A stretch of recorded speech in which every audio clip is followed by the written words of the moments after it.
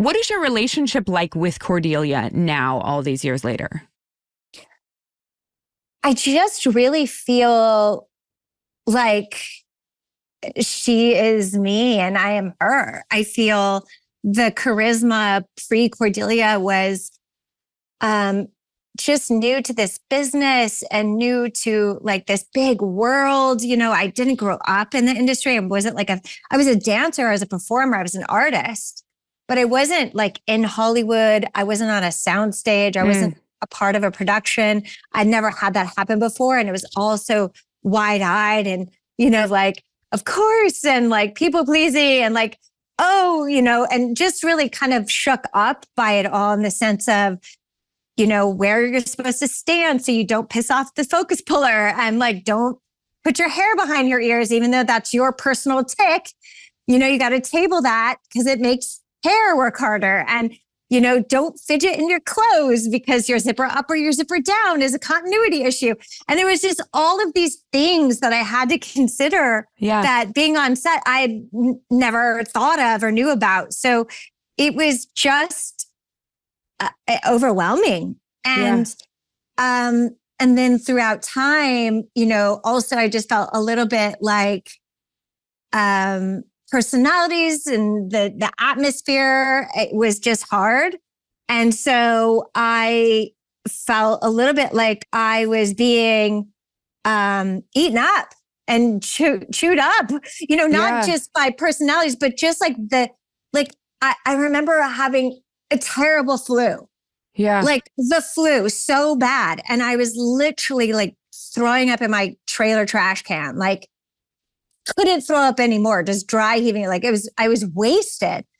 And it was like, I just want to go home. And they're like, I don't know if you can. Like, let's see what the schedule allows for. And I'm like, I can't stand, let alone deliver dialogue. Like, I don't get it. I don't think that people understand that. Like, I talk about this quite a bit, that COVID was a very big shift for actors. And granted, it's pulled itself back a little bit, but I worked with pneumonia multiple times. I worked where I was so sick that I was going to the emergency room for fluids and then going back to work the next day, vomiting at work. And they're like, okay, cool. They're ready for you on set. And you're like, okay, I'm coming. Like, actors didn't get sick time. You just went to work. And then when COVID happened, it was like for the first time, you'd be like, but I don't even feel that sick. And they're like, can't come to work. And it was very strange. It was infectious. So the contacts on which, yes. Yeah, I had a scratched cornea. The lens tech person had pulled the contact out and it scratched my eye cornea. And it was miserable. It was whatever. So it was at the end of the day and I had to drive 40 minutes back to LA and then get up the next morning at 5 a.m. And what happened was my alarm went off and I was sharing a bed with my partner at the time.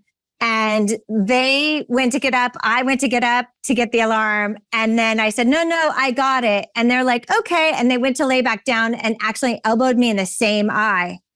And I couldn't open my eye at all. Like it was like a double whammy situation. So I report to work because that's what you do. It's all I know to do. And I have like all these things. And so I report to work but I don't go straight into hair and makeup because I'm like, I can't have you apply makeup. My eye won't even open. It's tearing. It's like going to run. It's like not happening. I actually just need to see a doctor.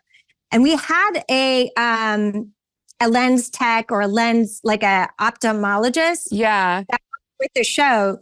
And so I was just, cause I know they had like an office nearby in Torrance, cause I was at the high school again and they ended up bringing him in, but